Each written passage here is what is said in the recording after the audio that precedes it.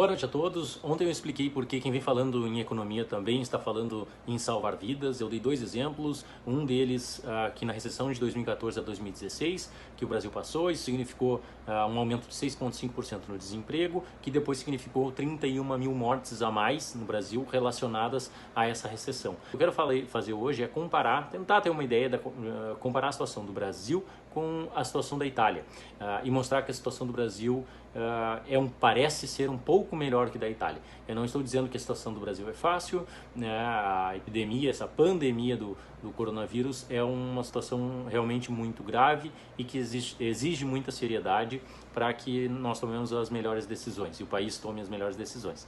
Mas para fazer essa comparação primeiro, hoje a Itália atingiu mais de 9 mil mortos, né, no dia 26 de março.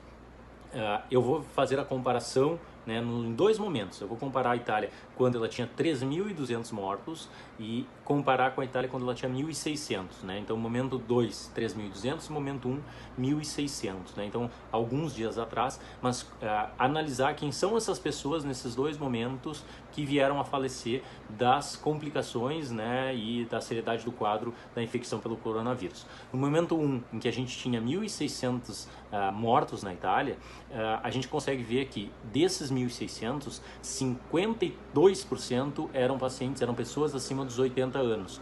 E quando a gente vê as pessoas acima dos 70 anos, isso era mais ou menos 87%. Quando a gente compara com alguns dias depois, quando a Itália tinha o dobro de mortalidade, tinha 3.200, a gente percebe que esses números, mais ou menos, eles se mantêm com 3.200 mortos na Itália.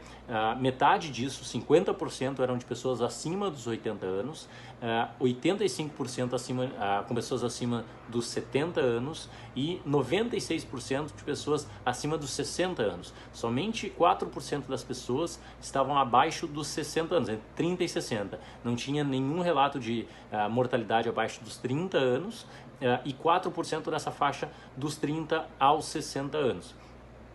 Todas essas pessoas, dos 30 aos 60, tinham alguma doença importante, alguma doença significativa, em que nos artigos ele citou doenças do coração, doenças pulmonares crônicas ou mesmo obesidade severa, certo?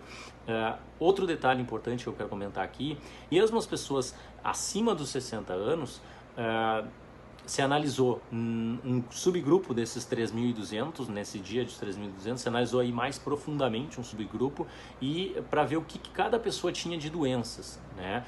E se verificou que a maior parte dessas pessoas tinha pelo menos 2 a 3 doenças. Na verdade, esse número é 2,7, mas se identificou que 73% das pessoas tinham pressão alta, 33% tinham diabetes, 30% tinha algum problema isquêmico do coração, tipo infarto, 20% insuficiência renal crônica, 20% tinha câncer ativo ou histórico de câncer nos últimos 5 anos, 13% tinha doença pulmonar crônica e em torno de 10% tinha histórico de derrame, né, histórico de AVC.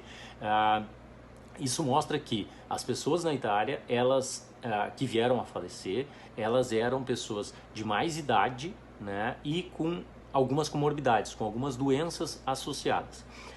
Dito isto, quando a gente compara com o Brasil, a Itália, quando a gente avalia a pirâmide demográfica da Itália, a Itália tem 24% da sua população acima dos 65 anos.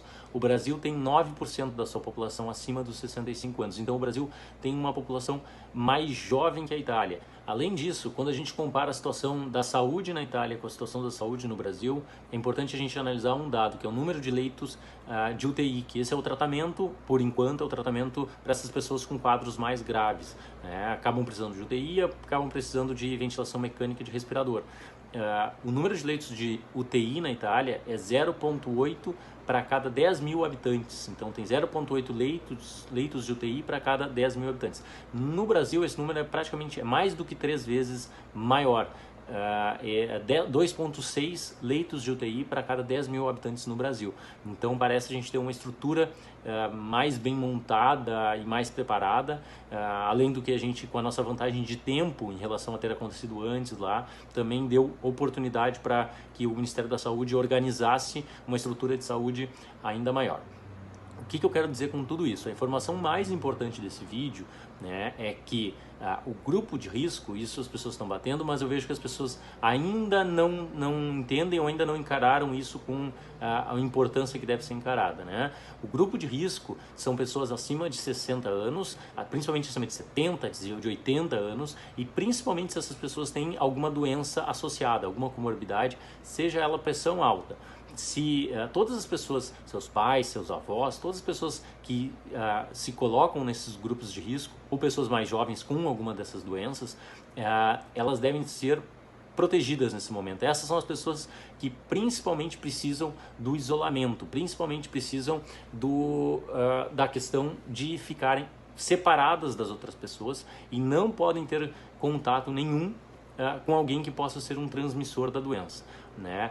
Nos próximos dias a gente vai ver a questão da discussão se as pessoas que estão fora desse grupo de risco devem ou não voltar às suas atividades. No Brasil a gente tem algumas realidades do tipo, né, pessoas jovens que moram com seus pais, com seus avós ou têm um contato próximo. É importante que entenda que todas as pessoas que porventura saírem para suas atividades normais, para suas rotinas, elas não deverão ou teriam ter o máximo de cuidado com todas as pessoas do grupo de risco, que essas sim, elas têm, se elas pegam a doença, provavelmente elas têm uma grande chance de desenvolver uma forma grave de doença e que isso vai significar um risco de vida para essa pessoa, tá bem? Então essa mensagem que eu queria passar, nós temos proteger todas as pessoas que estão no grupo de risco, e essas são as pessoas que principalmente precisam ficarem isoladas, certo? Boa noite para todo mundo.